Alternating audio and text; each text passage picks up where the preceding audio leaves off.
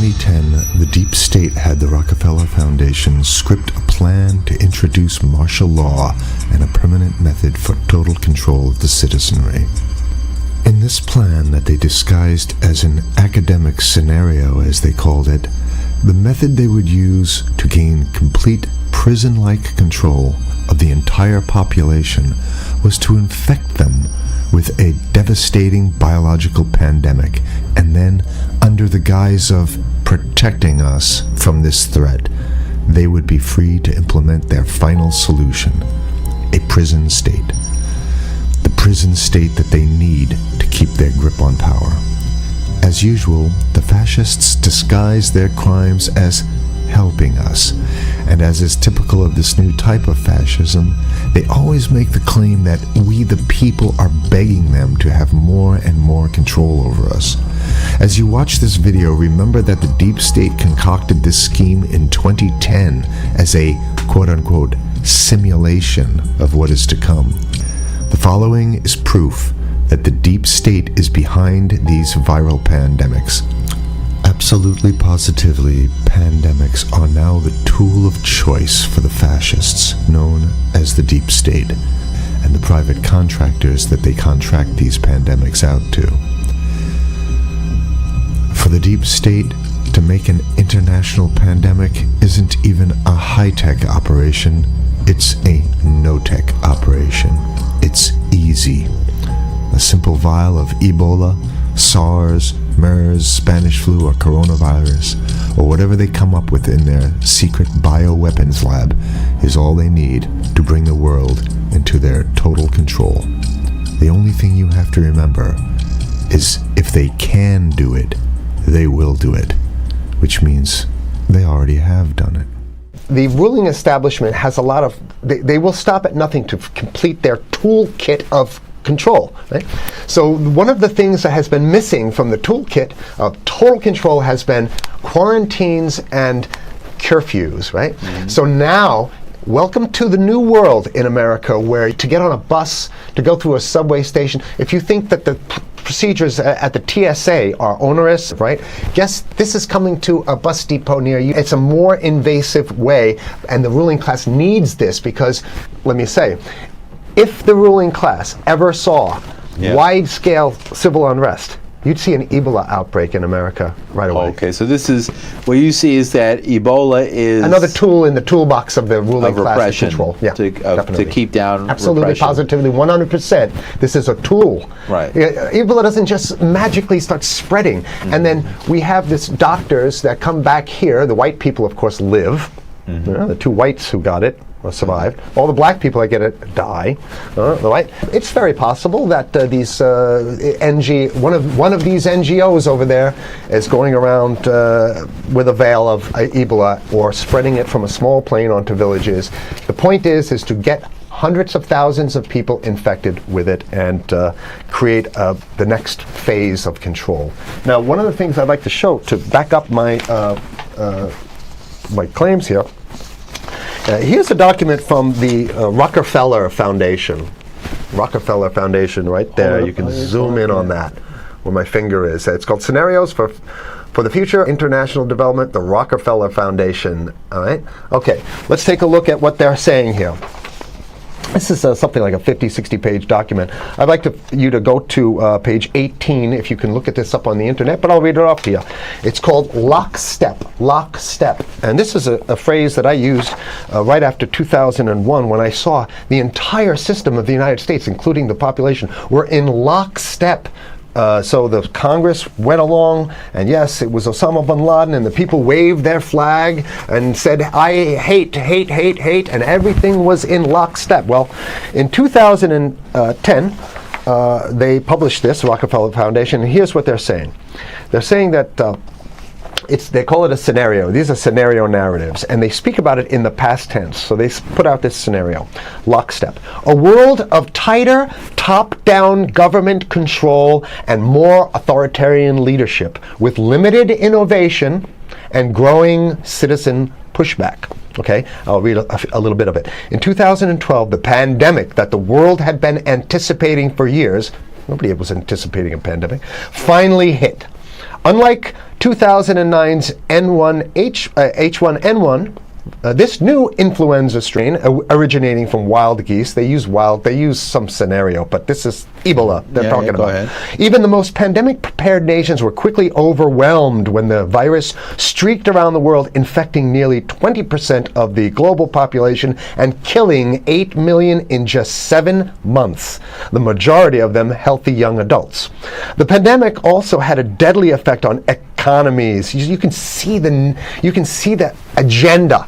Just naked, raw, naked control agenda written down, and it's anybody's guess how this becomes effectuated in real life. So whether this is written specifically as marching orders or whether people take it upon themselves in the intelligence networks to say, okay, well, this has been produced, so this is the plan here. But these narratives have to be written in advance because the intelligence agencies don't know how to do these narratives. They need help. So these think tanks, they come up with these like Rand Corporation, Rockefeller Foundation. These are think tanks of death. They're not the think tanks, they're not there to find great ways to help people. Right?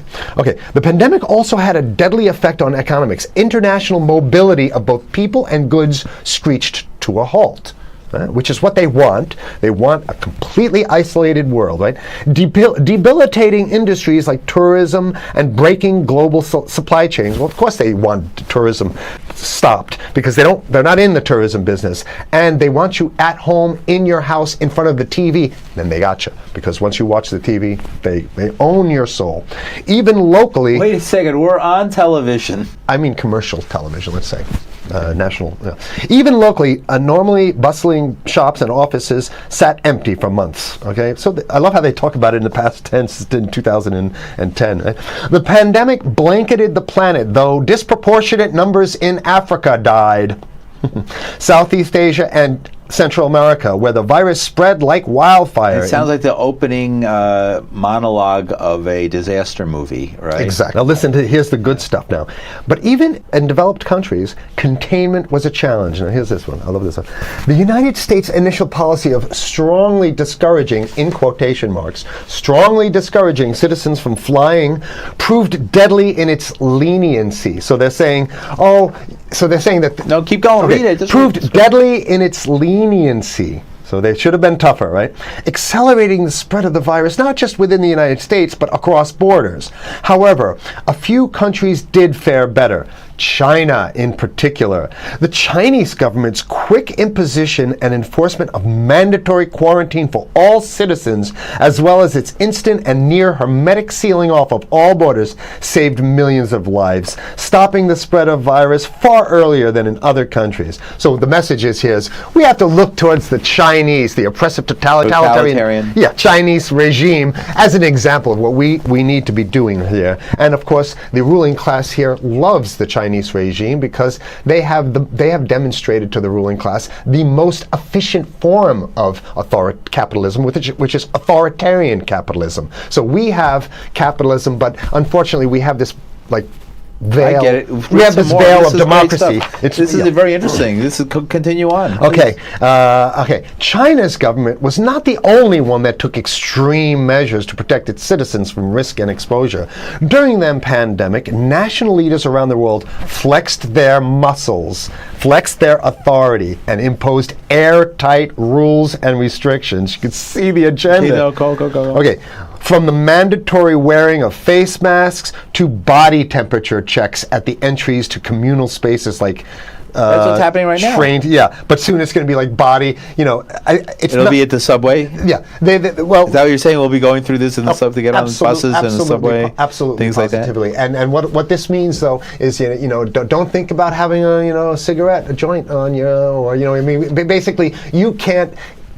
This is a dragnet for everything. So if in order for you in other words, just like with stop and frisk, this is ultimate stop and frisk. This is the ultimate cavity stop and frisk, cavity search kind of thing. All right, so during the pandemic, national leaders around the world flex their authority. Now there's some good stuff. Listen to this. And even supermarkets, they want body checks at supermarkets, okay? So basically what they're saying is they're building a system where every move you make, You can't get got to food. go through them. You can't get food. Can't Well, how get about if food. you go to the farmer's market? Right. Here's the good stuff now. I mean, it just keeps getting better.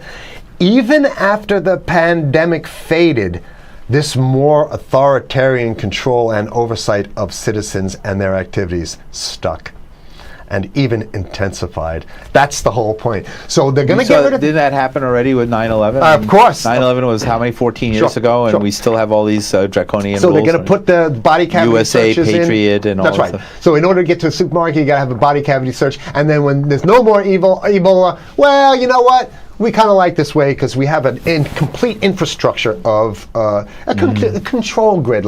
In order to protect themselves from the spread of increasingly global problems, from pandemics and national terrorism to environmental crisis and rising poverty, leaders around the world took a firmer grip on power. Well, what the hell would rising poverty have anything to do with imposing strict citizen controls with face masks? So they're very sloppy stuff here. At first, the notion of a more controlled world gained wide acceptance and approval. I'm sorry.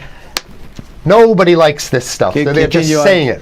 Continue on. No, Let's hear I have to provide analysis. Only because we only have 5 minutes left, so that's Oh my why. God, okay. Citizens willingly gave up some of their sovereignty and their privacy to more paternalistic states in exchange for greater safety and stability. I mean, that's just a complete naked contradiction to the famous saying that if you think you're going to give up a little bit of security, I mean, if you're going to give up your freedom for security, you're going to get neither. That's the long-standing thing. And here what they're doing is they're not even ashamed or embarrassed to absolutely say the exact opposite. They're saying, yes, we all want to give up our privacy and sovereignty for more stability and security and stability. So you don't get that. When you give it up like that, you get the shaft. Can you show us the cover again of what you were just reading? One more time, and then I have two more what- documents. Right, this is what we were reading here, and just zoom in a little bit so folks can see it. He'll zoom in, don't worry, you can relax. All right. And scenarios for the future of technology and international development. Okay. Now I have two more documents. Keep it zoomed. We have the National Security Memorandum of December 10th, 1974. This is Henry Hold it down. Kissinger's brainchild. The National Security Memorandum number 200. You can look that up on your internet. I'll summarize it. He says that there's too many people, we got to get rid of the population. So to answer your question. Oh, from earlier. Yeah, he says, he used the word depopulation, which is different. Depopulation means killing people that already exist, and it's to get the minerals, because we need the minerals. And here's another one. The CDC has a patent on Ebola. They've patented it. Yeah? Right. So basically, if you want to get a cure for your Ebola, Here you it got to says go it right up here, right? It says human Ebola virus species and compositions and methods thereof, and it's a patent. It's a patent. They patented the main strain plus something like 17 other strains of it. So they own it now, and I don't know how exactly you can own that, but apparently they've done the same thing. Yeah, I didn't think you could own a natural. Yeah, you can. I guess the main thing to finish off this show is this: that they want to get more control, more and it's going to be curfews and quarantines. So what I'm saying is that unless the American people start to get some new way to revolt, a new way to organize, new way to protest, unless we can break through the apathy, because that's what we have here, then it's going to be a slave state here. The ruling class doesn't seem to have too much resistance. They're getting everything on their Christmas shopping list, and they've been wanting quarantines and curfews for a long time. Now they got it. And if you want to live in a world where you're tricked into all this stuff because it's for your safety, right? And if you want to have a probe and make sure you got to check your pockets, make sure you don't have anything incriminating on you before you go out, and when you step out of your house, you want some police there to monitor and see what you're doing. If that's the world you want to live in, be apathetic, don't do anything. You're going to get that world very soon. It's coming your way, definitely. Yeah. So what should people do? What's the hope? You have 30 seconds. To wake up, learn about it, and go fight these bastards in Washington. They're easy to beat. If we can just organize, we can beat them. It's simple. They're weak, and there's so few of them.